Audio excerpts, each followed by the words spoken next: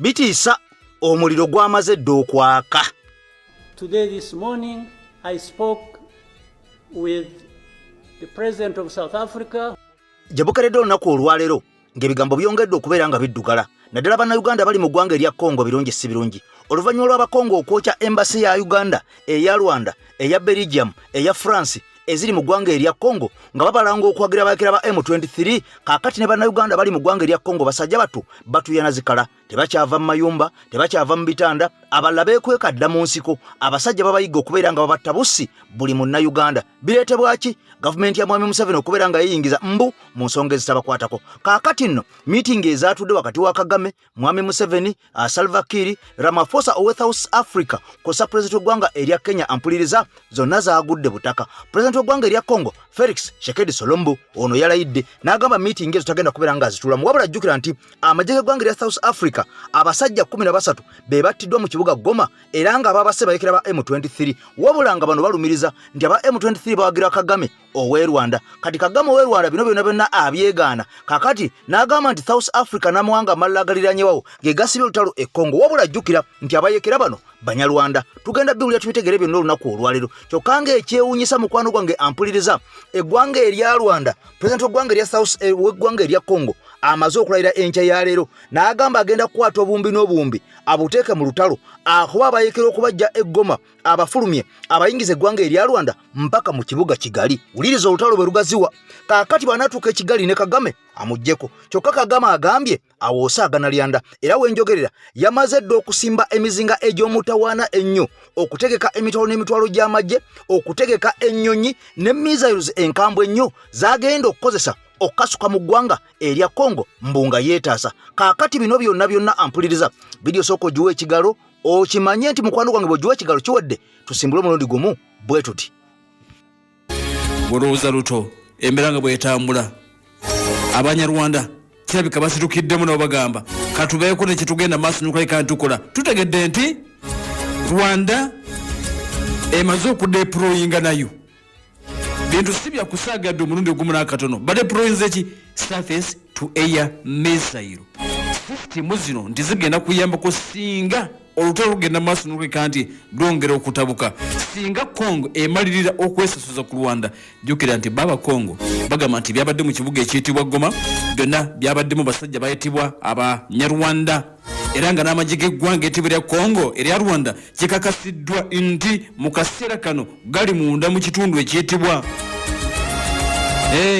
gali munda mu kitundu ekiyitibwa eky'eggoma. Akaseera kano ogezaako obaolyawo okuwa obuyambi nti nabo byonna byabadde bigenda maaso n'okuleka nti bitambula. Abanyarwanda bakibadde wakati era nti obusungu abasajja bakongo balina kwe kugenda maaso n'okuba nti balumbye eggwanga eritibwa erya Rwanda. Akaseera kano newankubadde nga Congo ebadde tennabagenda maaso n'okuleka nti obaolyawo ekakasa, naye nga amawulire agagenda maaso n'okuleka nti gavaayo gategeeza nti abakoze obulumbaganyi buno babadde basirikale ab'eggwanga eritibwa erya DR Congo abali mu dduka mu kaseera kano ogezaako okudduka ekibabu ekyabaguddeko mu kitundu ekiyitibwa Goma. Kakati mu mbeera eyatakulekera naawe tomulekera kwe kugenda maaso n'okufissa wakadde nti ne bakasuka munda mu ggwanga eri.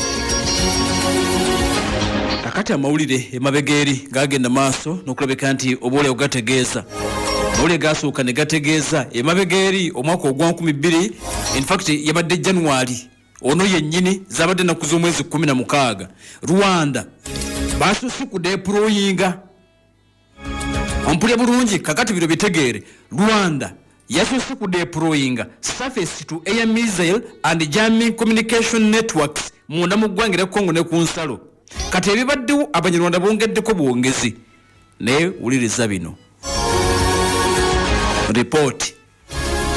Amawulire agava ku booda gongedde okubeera nga gakakasa ensonga eno nti eggwanga erya Rwanda lyakuroosinga dda booda ne babeera nga batega emizinga n'ebyuma ebikyankalanya amaloboozi oba olyawo katugeze rediyo nga zoogera oba rediyo koolo empuliziganya mu ggwanga erya Congo ng'abasajja abakongo bwe baba boogerezeganya bayinza obutawuliza bulungi ng'Abanyarwanda babalumika. Kaakati nti ku bino bye bongedde okusimba ebyuma eby'omutawaana bongeddeko bwongezi olede biri bibadde gye biri nga byasala dda booda ebirala nga biri ku boda wali ku ggwanga erya Rwanda n'eggwanga erya Congo. Naye saagala weerabire nakugambye nti eggwanga erya Rwanda liyina amagye emitwalo 3 gyokka. Emitwalo 3 gyokka. Kyokka eggwanga erya Congo liyina amagye emitwalo 19 agasavinga essaawa zino oba bali active. Kaakati nno Felix Tshisekedi Tshilombo wa ggwanga erya Congo yalayidde n'agamba nti kaberubale kabe Katonda kati asazeewo tagenda kuteesa na muntu yenna kubanga bano baagala kubeera nga ensi yaabwe bagiwamba mu ngeri emu oba endala. Mbeera nnyo ekyokulabirako Abanyarwanda abali mu ggwanga erya Uganda bagamba tebajja kuva mu Uganda okujjako nga baddiziddwa ettaka lyabwe ne bagenda nalyo. Kaakati bajja buzinga mmomboze kati bakayanira ttaka. Ne mu ggwanga erya Congo abasajja bano abasinga baddukira mu mwaka gwa 1994 nga badduka ekitta bantu ekyali e Rwanda. Kaakati bagamba baagala kwerwanirira mbubbo bafune ogutundutundu ogwabwe babeere nga beefuga. Naye nga ye president w'eggwanga erya Congo Felix Tshisekedi Tshilombo agamba mwajja buzzi muyina gye mwava e Rwanda gye njagala mudde. Kaakati wano we wali okulya n'okkomba essowaani nga abasajja Abanyarwanda buli ggwanga eririranyeewo bafuuse ekyonga. Era njagala yuke nti Rwanda ebadde tekolagana na ggwanga lya Burundi era bano n'ensalo bazigala. Kati President Kagame ow'e Rwanda mu bigambo bino mu kwogera kwe agambye ampuliriza mbwagenda kukuba emmundu ekijja kijje. Ebigambo bino bikulu sooka obiwulire. Mu ngeri yeewuunyisa Meja General Paul Kagame Lutagambwa ye president w'eggwanga erya Rwanda wakati mu kwogera n'okulabula eggwanga lya South Africa n'okwogera ebigambo ebikankana eri president Ramaphosa akulembera South Africa mwasindika amagye galwana n'abayeekera mubayita Banyarwanda si basajja Banyarwanda. Kagame enkiddamu akubye n'emmeeza bw'abadde ayogera akubye n'emmeeza n'agamba abo be mulaba si basajja Banyarwanda nti bagambe emirundi emeka abo Bakongo.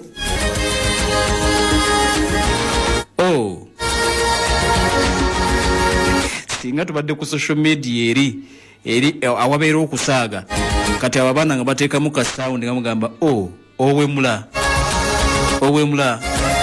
agambye nti si Banyarwanda. Etuddeyo ne tucekinga mu bitabo mpuliriza bulungi katuddemu tucekinge mu bitabo wano tulabe bayemu 23 bano baki emu 23 batandikibwa omwaka gwa 2012 mwaka gwa 2012 lubagenda maaso n'okuba nti batandikirwawo. Ekibinja kino atuuliriza ky'abasajja batuusi and other minorities. Basajja batuusi naye nga bawangalira Congo. Abatuusi Banyarwanda era ne President Paul Kagame Munyarwanda omutuusi. Ekiruubirwa kyabwe is to safeguard the interest of the Congolese Tutsi. Tebeeyita Banyarwanda munda mu ggwanga erya Congo bayita Abakongo abatuusi wabula si Banyarwanda abatuusi. Kakati abali e Rwanda be bayita Rwandan Tutsi mwe mubone President Kagame. Naye kakati bano abali e Congo bo bayita Congolese Tutsi.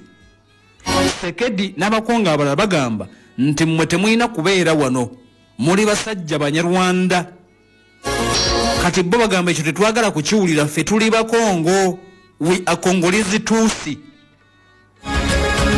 Era Kagame akizzemu n'agamba nti nkibagamba emirundi emeka abo si Banyarwanda batuusi be Congo.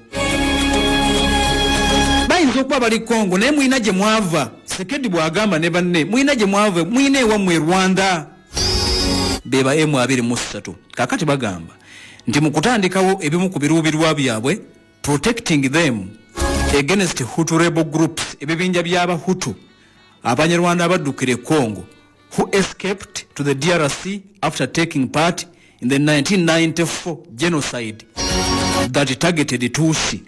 Ekibinja kino ekyaba M23 bagamba nti ekimu ku biruubirwa byabwe batandikawo okwenganga ebibinja by'Abahutu Abanyarwanda abali mu buyinzi Rwanda.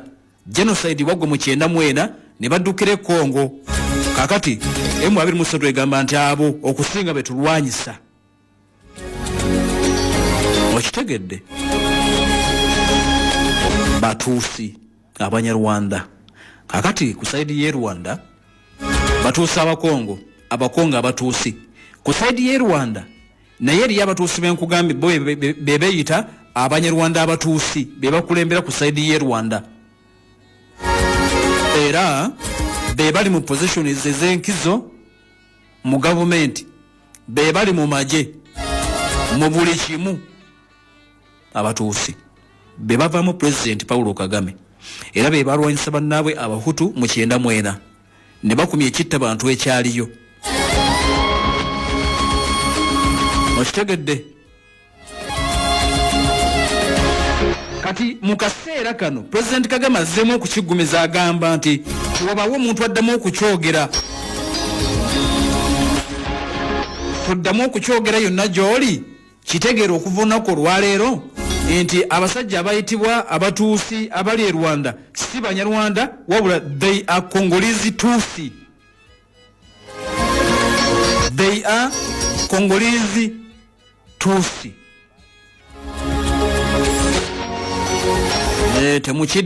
Temuddamu okwogera nti basajja banyarwanda nedda Congolese Tutsi. Bakongo mumalirize ensonga zammwe ne bakongo bannammwe. Bakongo ki aba M23 nti ogambye ki President Kagame agambye abo bakongo si batuusi rather si bagundi. Kakati Tutsi kitwale nti tribe eri munda mu nsi ya Rwanda.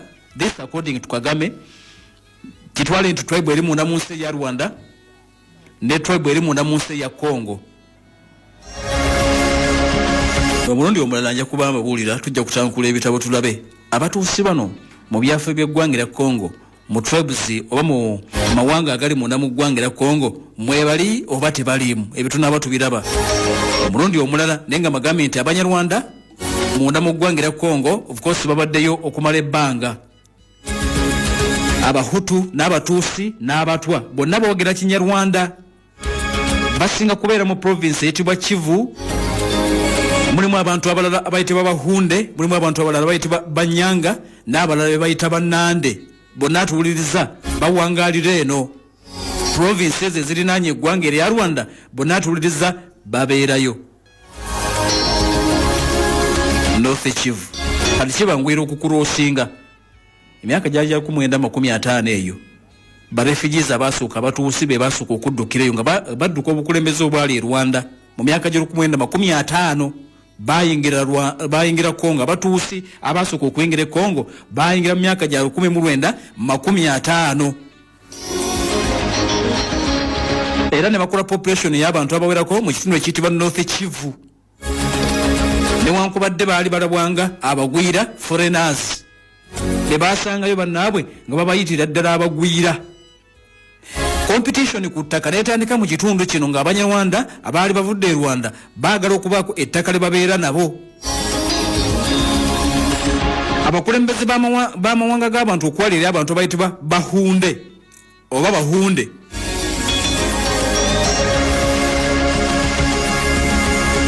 ne batandika ogenda maaso n'okuba nti bataataagana n'abasajja bano abaali baagala okubaako ettaka le batwala. Kakati omurundi omulala tujja kwongera obyetegereza ebyo mbabuulire ekiri awo North Kivu. Tujja kutambulira nnyo ku statement efulumiziddwa President Kagame agambye nti obadde tokimanyi abakongo batuusi rather abatuusi b'e Congo si banyarwanda. Naye nga abatuusi bano Kagame baagamba basooka okugenda e Congo mu myaka gy'ol1950 nga bavaawa nga bava Rwanda.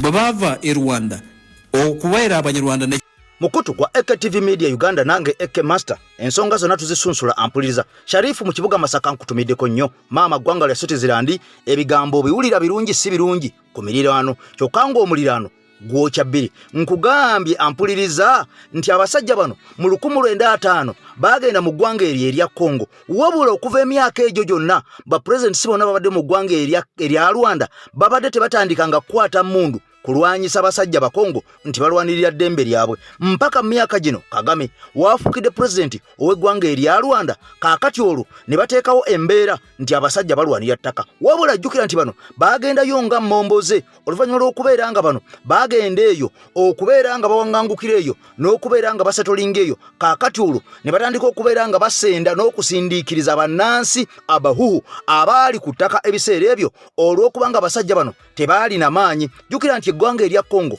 lyerimu ku ggwanga erisinga obunene mu Africa era abantu abamu babadde mu bitundu bya byalo nnyo nga ne gavumenti obuyambi bulwawo okutuukayo wabula kino tekibajjako okuba nti bannansi ab'eggwanga erya Congo wulira Jeno Muhoozi Kainerugaba ensonga zino yazoogerako emabega eri n'akakasa nti bano Banyarwanda baganda baabwe balina okwerwanako oba mwagala oba temwagala ne bakakasa nti ne gavumenti eya Mwami Museveni bo bawagira Banyarwanda abo abaali batirimbula aba M23 n'okutta bannansi ab'eggwanga erya Congo byonna tubiwulira ampuliriza ng'omulongoosa omuluutansozi yateekamu ensimbi gw'olina okubeera ng'okontakitinga akuyambe mu mbeera ekalu y'ebizibu bya buli kkala osobole okubeera nga naawe obivuunuka oba oli Bulaaya oba oli Uganda wonna akuyambirawo kaakati ate mu mbeera y'emu Ibuniani Junior School y'essomero ligaba offers oba half basale ne full basale ku muntu yenna abatuukiridde naddala obanga oli ku kyeyo basigaza abaana bo mu holiday n'ebiseera eby'okusoma era ne babalabirira kaakati bagambe nabojje ku AKTV Media Uganda bakusaliyeko bakulabirira abaana bo owona okulekera abaana bo abantu ba bulijjo babatonyeze obuveera n'okubatikka ebidomola abaana bakule nga balinga bamulekwa kati wulira ebya Jeno Muhoozi Kainerugaba ne Mwami Museveni nabo kibazingiramu era embeera yandirabika nga ebaddugalidde olw'ebigambo Muhoozi byayogera mu ntandikwa ey'omwaka guli gwennyini ogwaggwa ampuliriza ng'akakasa nti Abanyarwanda bano abalwanyi aba rebels aba M23 baganda baabwe ddala kaakati era babawagira era ono yalumiriza naga nti omuntu yenna anaabeekiika bagenda kufaafaagana naye ne Uganda ejjaddwa enyigiramu kati ebigambo bibino byongedde okulanda. Jeno yatwitinga n'agamba nti baali bakulumba Congo bafufugaze bakyerupe bonna bonna abaaliyo mu linnya lya UN era M23 baganda baffe omuntu yenna abalumbye aba akoze eki abeera atulumbye n'akakasa ensi nti baali bakulumba Congo ekyo kyali wangi No.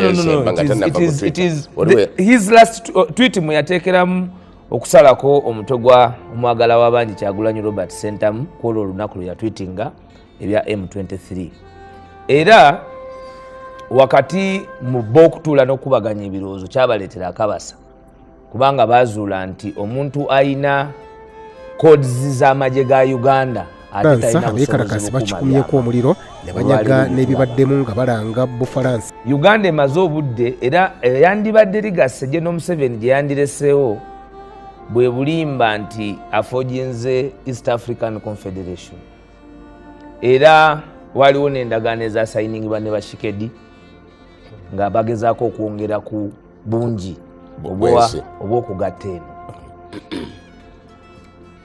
impulse y'amagye Congo tetandise leero naye ate omuwendo omunene gusasuddwa leero emiliyoni 325 twakasasulako emiliyoni 65 kubanga batuwa quotas ndowooza 5 mwe tulina okusasulira mu buwaze sente zetogerako ziri $325 million buli million mpulira erimu obuwumbi 3 mu emiliyoni 7 kati kola obuwumbi 3 mu emiliyoni 7 ogatte emiliyoni 3 kakati nze okubala kwange kwali kutono nali wa history simanyi wanayinza kutuyamba mangu naye kyoba omanya we are paying sente we are paying lots of money ezandibadde zikola ekirala as you're paying reparation kubanga sente zino zaaliza for war crimes reparations to war victims sente okusasulwa abantu abatulugunyizibwa katolo government yaffe tuli ebikolobero ebyakolebwa ku bantu mu Congo kitegeeza nti gavumenti eno ekola ebikolobero ku bantu ebule nebweya kakati kifuuka kitya international crisis bw'oba ogamba ensi nti you're forging national East African unity, Pan-Africanism. You don't only forge it with signatures, tochikola na ndagaano y'abakulembeze bokka. Ochikola china involvement kubanga market gyoyagala okugalvanizinga n'okufunamu ekututte Congo okuzimbayo enguudo si gavumenti yayo kutambula bannansi ba Congo kozesa nguudo ezo mu business market naawe ng'eggwanga kati olwaleero olw'enkolayo ey'obukulembeze bw'amagye obw'ekibogwe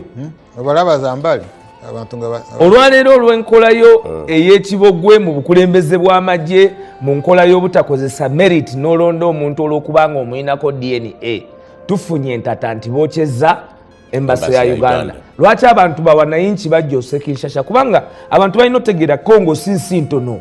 Congo nene ebibuga Lumumbashi, Bukavu, byesudde Goma bingi ebitamininga management era Congo si nafu ekisooka nga go tusinga neno tusinga but this part of Goma because of the vast obunene bwayo nga Congo management oluseno baba nga balinga abakoze eki aba neglectizeyo chobola waliwo occupation ey'ebibinja ebyenjawulo mu Eastern Congo abagezaako okwenunula naye n'okuforminga ebibinja ebirwanagana n'abo abagezaako okuwamba Congo kubanga there are so many warlords abaliyo because of the vast okubeerawo kw'ensi nga nnene government tesobola kuba na resources zisobola kuzimanaginga to the extreme okuva ku mismanagement ya Mobutu Seseko. Kakati mmwe bwe muba nga mulina ensi ng'olina jeno akeera ku makya naga nti Kenya ngenda batwala mu wiiki 2 abana Kenya ne banyiiga ne bookya embassy yo because this is a pattern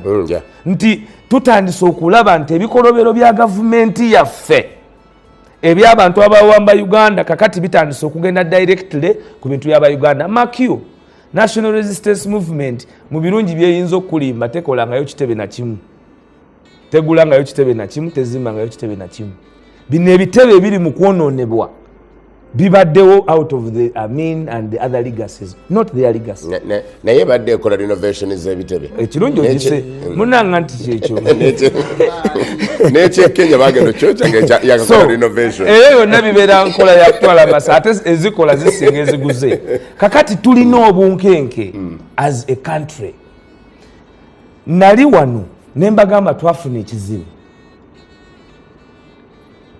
Parliament tekkirizanga officially our occupation of Congo today okuva bamuhanga lwe bagenda they have even never dared to sit and discuss it tewaliwo gye mu nsi yonna liyinza kuba deployed nga liri kuweebwa resources nga teririna sanctioning of the third arm of government which is the legislature baba sirisa nti bakeera ku makya ffenna tukimanyi yali budget operation suja nga bagenzewa DRC kate DRC kalinga nga bagenze okufefita abakambwe waite banga tono ne balumba Kasese naye nga ate ffe tuliwa omukulu aliyo omuhanga alabikibwa n'emizinga giri egyayokana omutambuze egimuweerezeddwa nk'ebirabo nga kye baliko kakati unfortunate part nti obuvunaanyizibwa bwa M23 buli ku Uganda kubanga akulira amagye gwe bawa instruments of power akuziza n'omuntu omulala olwaleero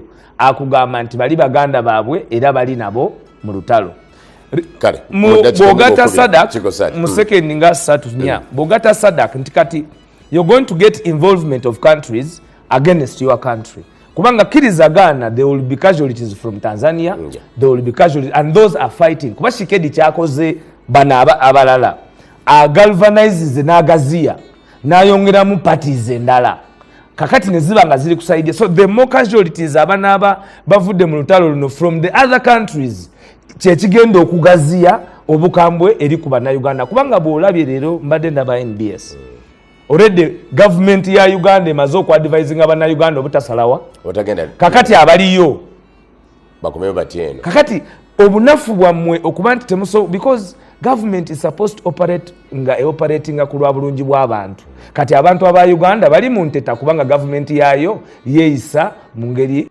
$3 325 buli lunaku olukye ebiseera ebisinga nzize enkunnyonnyola nti ze ssente Uganda zeeyina okuliyirira eggwanga erya Congo oluvannyuma lw'okubeera nga yasingisibwa omusango mu kkooti ey'ensi yonna okubeera nga Uganda bwe yatwala amagye gaayo e Congo twabbayo babba golodi babba embaawo mbeera nkugamba n'ebisolo ebyenjawulo kyokka nga muno mulimu n'ekigambwa mbu bakomitinga war crimes era okusinziira ku mubaka amanyiddwa nga Ssemujju agamba nti ne mu war crimes ezaakomitingibwa amagye aga UPDF mu ggwanga erya Congo mwalimu ne reepu mwalimu okukaka abakazi akaboozi ak'ekikulu okubakwata ekifuba era gino gye gimu ku ssente oba yengasi emu kuzisasulwa gavumenti ey'eggwanga erya Uganda olw'amagye ga Uganda ogenda mu ggwanga erya Congo ne basiiwuukireyo empisa jjukira nti bano ogende Congo baali bagenza okufefeta abakambwe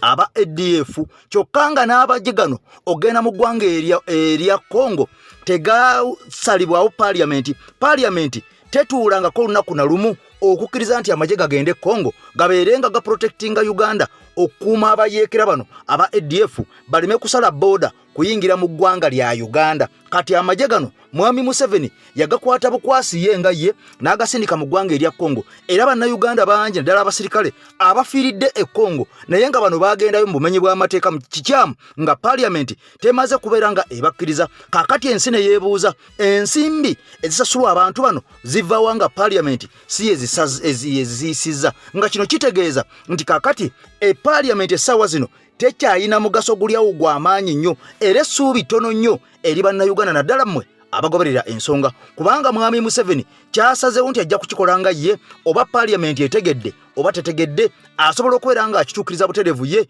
ng'omuntu kati bino byonna nga bigenda mu maaso mu ggwanga eryo erya Congo Uganda erina okusasula obukadde bwa $325 kaakati obwo obukadde bwa $, bw'oziza mu za Uganda ziri mu twiriyoni oba obuwumbi n'obuwumbi kyokka nga twakasasulako ssente entono ddala twakasasulako miliyoni 65 ku 325 kyokka nga baatuwa ebbanga ttono nnyo bw'otunuulira ebbanga erigenze ampuliriza bino byonna bikwewuunyisa kyokka nga n'olunaku olwaliro essaawa zino Uganda ekyali mu ggwanga erya Congo mbu bakuuma abayeekera ba ADF baleme kujja Uganda kyokka amagye ga Uganda gaali gakagenda e Congo okuuma abayeekera bano ba ADF abaana mu bitundu eby'ekasese balumbibwa era amasomero gayokebwa abaana bangi baatirimbulwa nga gavumenti erumiza nti baali bayeekera ba ADF be baali bagenze okuuma kati ensi ne yeebuuza UPDF bwe baali egenze Congo okutangira abayeekera bano ate baayitawa okujja okwokya amasomero omwali bannayuganda ekasese abakonjo kati bino byonna pulezidenti w'eggwanga erya Congo ameddwa nga Felix Tshisekedi Tshilombo agamba tagenda kuddamu kutoleretinga nonsense n'okukkiriza bino byonna asazeewo ateekemu ensimbi asobole okubeera ng'olutalo luno alulinnya ku nfeete kubanga abanyarwanda bafuuse abanyarwanda kyokka nga ate kigambibwa nti ne General Muhoozi Kainerugaba be bamu ku babawagira oba oliawo n'okubeera nga babayamba kati President Felix Tshisekedi Tshilombo akulembera eggwanga erya Congo mu bigambo bye olunaku olwaleero abadde yasirika nga yagaana okwogera n'abasajja bali avuddemu omwasi era n'ategeeza bw'ati ensi yonna. Pulezidenti Felix Tshisekedi amakya g'olunaku olwaleero akedde kwogera. Tshisekedi akedde kwogera munda mu ggwanga erya Congo tetumanyi lwaki akedde ku makya naye afubutuseeyo gy'abadde. Ennaku ezibadde ziwezeeko nga tannaba kwogera mu butongole eri eggwanga eritibwa erya Congo avuddeyo n'ayogera makya ga lunaku lwaleero. Tshisekedi bingi byagenze maaso n'okuba nti ayogedde era ebimu ku byo byayogedde byenyagala okutandika nabyo olunaku olwaleero. Tshisekedi alumiriza eggwanga erya Rwanda of blatant violations of international law okumenya amateeka agakulemberwako ensi. Tshisekedi n'agamba ffe abasajja abakongo tugenda kulwana mulinde a strong military response against M23 ne babaakazi abanyarwanda oba eggwanga lya Rwanda asuubizza. Kakati yo olulimi lwayogera tetukyalimu kuteesa nga babadde ajja akyogera nga gamba tetugenda kutuula kuteesa n'abasajja ne ku mulundi guno akizzeemu mbagambye nti kuuma akyala era akedde kwogera ku TV n'agamba nti tugenda mulinde response abawambye eggoma mulinde ekigenda okutuukawo mulinde ekigenda obatuukako. Banaasiba eggwanga erya Congo abasabye okwegatta akaseera kano abakongo bonna gye bali. Tshisekedi abagambye nti ke kaseera twegatte n'abali mu diaspora muneegatteko mwegatte ku magye gaffe international community mutwegatteko. This is aggression, kuno kutulumba tuli waffe. Kakati mutwegatteko, bakongo mwegatteko, mwegatte ku maje, mwegatte ku wazalendo, diaspora mutwegatteko, buli mukongo yonna gy'oli twegatteko, tulumbiddwa. Sekedi kale natuliriza agenze maaso n'okuba nti alangiridde measures empya okulaba nti bongera security y'eggwanga, okulaba nti basupporting oba bawagira abantu abali displaced akaseera kana ababundabunda olw'olutalo, redirecting government resources towards the war effort ya government. Kakati ne sente zetubadde tuteeka mu birala tugenda kuziyimiriza tusooke tulwane. Sekedi agambye nti bwe kiba kyetagisa okulabika nti tuli directinga sente ez'eggwanga zetubadde twateeka mu birala yesaawa tugenda kuzikyanulinga towards the war effort.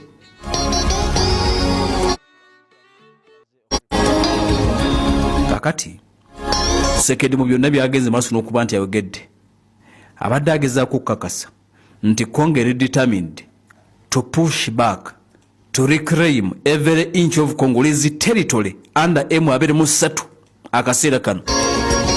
Azijukizza Zelensky omukulembeze gw'eggwanga erya Ukraine gwe bayita Volodymyr Zelensky.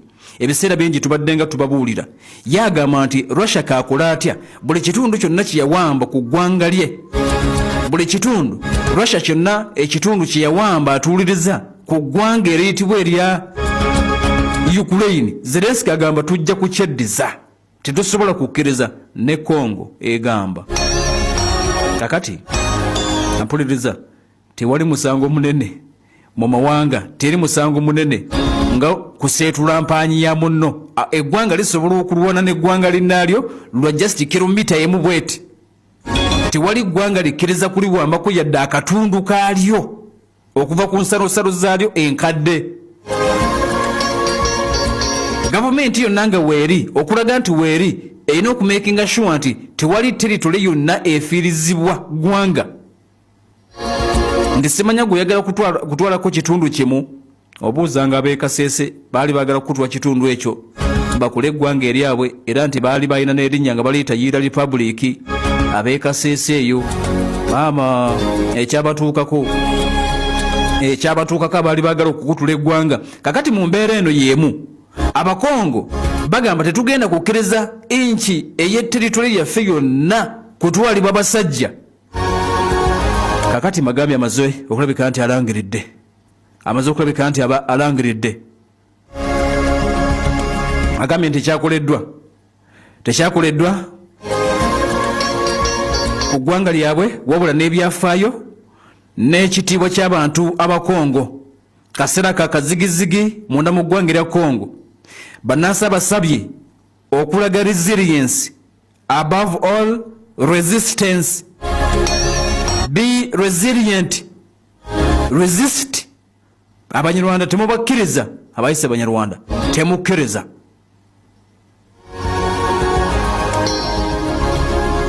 Agambye nti bano batujju naye mbategeeza temuggwamu maanyi. Reassure you first. Kansooke mbagumye n'abagamba nti nyina kyendeeta. A vigorous and coordinated response. Nyina kyendeeta ate nga kinene. Bagenda kumpuli omukulembeze yino oyina kusooka kugumya bantu nobagamba nti kino nkisobola, ne bwoba tosobola bagambe kino nkisobola. Kati bagambe nti tole buli mukwata mundu yenna tugenda kumuleeta ku board symbols of courage, obubonero obuvumu bwonna. Mukwata mundu ali mu ggwanga lya Congo ali fule mobilized. Tujja nategeeza abazadde kambanjulire Ibn Ryan Junior School somero lya Dana Boarding ate nga ly'abawala n'abalenzi liri ku musingi gwa Buyisiraamu wabula nga baaniriza enzikiriza zonna. Balina abasomesa abatendeke abaabangulwa okulera wamu n'okusomesa abaana. Balina school van ezireeta abaana abava ewaka ate nga balina ebisulo ebiyoyofu ebibiyonjo okukamala. Gattako ne ba metron abamanyi okulabirira abaana. Basomesa ebintu eby'enjawulo omuli okuwuga, okusamba omupiira, okusuna ennanga, okusuna Sinagita ate nga n'aba scout tebabeera biddeyo. Bano basangibwa wali e Mayabukomi kilomita 14 okuva ku luguudo lw'e Kampala okudda e Masaka. Ate nga registration agenda mu maaso. Abeetaaze bakubire ku namba zaabwe z'essimu 0782 79 49 22 oba 0704 25 000 oba 0774 25 000 beeboka abajja okubangula omwana wo. Ovudde eri obadde ofuna emitwalo 2 kabukedde TV ko badde okolako oze mu America nene ekikwese mu America tomanyi ofunye visa ya Iswanya ya convention simanyi bibita bine bitugenda mu America ne mulalirayo ofunye ka visa olalidde busayi mu California naye wajja mu California oze kola yoki kati eri obadde tokola obira okubayimbi kuwayo ku busente emitwalo 2 n'ogulabo obukoweko obuvavaako webaka ku bayimbi obutene bukwayo ku sente kati teri mu America ate ogenda kukola yo kyekinene nnyo ky'osuubira nga toli willing kukola mu bakadde kuba gwe munnayo yambadde customer celebrity status toyagala genda kukola mu warehouse. Nze ndi wa warehouse kike mulaba mabavu kike mulaba ndi kasajja kakozi nina abaana mabavu lero ndi off gaago mabavu nkola novuga bitrakte bimotoka nkole nfune sente tonyumiza bino bi internet bya mwembu penge ndista sibimanyi nze ndino okukola naye abamu mulemeddemu kino kidinayo kye mulimu nti muve site nga mulowooza muli bakabi buli muntu njagala ompulize YouTuber wayitamu.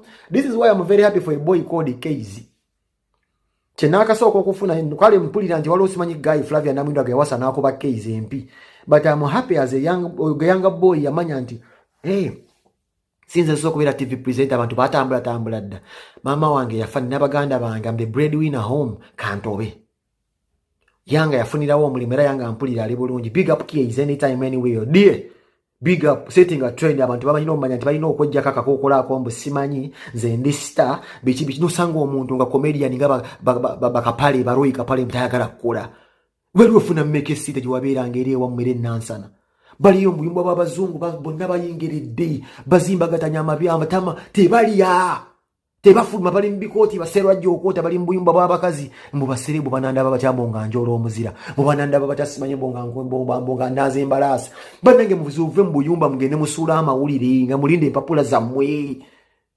munoonye emirimu oba ofunye omulimu gwa bulaaka kukola bakadde basangula mabina musangule owunyirize nako bosangula ono nga yapamye bbi wa bupeera mubunyirizeeko bbi omugambe mama leo wapamye ku mapeera nga awunyanga guluko simuwaane gwosangudde omukadde oyo akulikomendinga nti asigwosobola omukolako akalimu okanyweze mwiropu bwosangula omukazi akabino oba omukadde omukulu akabino olina okuba omugamba nti no opamye chokoleti yohana olina okiteekamu supu okubeera ng'okuuma omulimu naye nze serebo banandaba batya bonga mpunyako olina owunyako omukazi agamba omusajja teyinnya nabbi wange kati bamubuuza ono akuyisa bulungi agamba yebamwongeza omusaala olaba wofunye omulimu. You have to be creative. Mulina oteekamuko kye bayita obwongo obunoonye ssente naye muzze wano kyova banabagambye mu kusooka nti emikwano gye mujja nagyo gwe weebuuze bani abakonjera Flavia Namulindwa era ojja kwesanga banyumya story nti yali bw'ati n'afuna haji n'afuna gundi be yasooka osusula nabo kati batandise osumula siiru okitegedde be yasookeramu be boogera be yakola n'afuna omusajja simanyi n'azaala abaana 5 speed be yasooka oba naye bujye mu nnyumba gye emikwano gye nkugambye era ogirabira wano ng'ogudde gye giva ne giwa information gye wasookeramu so mwegendereze nnyo emikwano gye musookamu nagyo gigenda gitamiringa kinene nnyo nga muzze wano ate temunyooma mirimu tetulina celebrity status eno bagambye mabavu nze ndi musajja mugobi ate n'ekira waliwo emyaka bannange egitakuba kyeyo mubeeko n'emyaka ebiseera ebisinga gye mumanyi bw'oba omanyi togenda kukola mulimu gwa buyigirize wano tojja mujje nga mumanyi ku mirimu gy'omutwe ng'okusiba enviiri okusala enviiri kijja kukuyamba wano mu Bulaaya. Tulina abantu abeekozesa nga balina saluni zaabwe basazi ba nviiri basiba nviiri baluka mikeeka batunzi wano tebalemererwa naye oba tolina kye wasomerera kiri awo emirimu egisinga giri fiziko tusitula tusangula amabina tusenye embalasa amanyo tukola ebintu giri physical tiwaliwo emyaka kanabyo n'omusajja abeera ku programu y'abanoonya musajja mukulu ali myaka nga 49 olina okumakinga shiwa kyozza okukola eno mu Bulaaya kikuntana n'emyaka gyo kuba ebiseera ebisinga emyaka gyaffe nnyo gigenda tusobozesa kukola mirimu giri eno netukola nnyo atukolera mu ssaawa so kirowoozeeko ng'otambula nina emyaka emika kiki ngenda okukola wano mbadde mukozi ate abamusala emyaka nga muzze wano ogenda sala emyaka mu system ya Europe otandika okulivingira mu egyo emyaka gy'osaze. For example olina emyaka 5 wano abantu balimba emyaka ng'awo olugero olwo n'agenda kwetuuma mbu nalina emyaka 3 kati weerabire nti mu butuufu bwo olina emyaka 5 okimu kyogenda okukola okuba nti ku idea okuliko 3 egya wano otandika okukola ekintu nga kimu kwano osooka n'okkiriza nti kati ndi wa wano kati otandika okukola kyonna kyonna kikolera myaka 3 ne wenga okwerima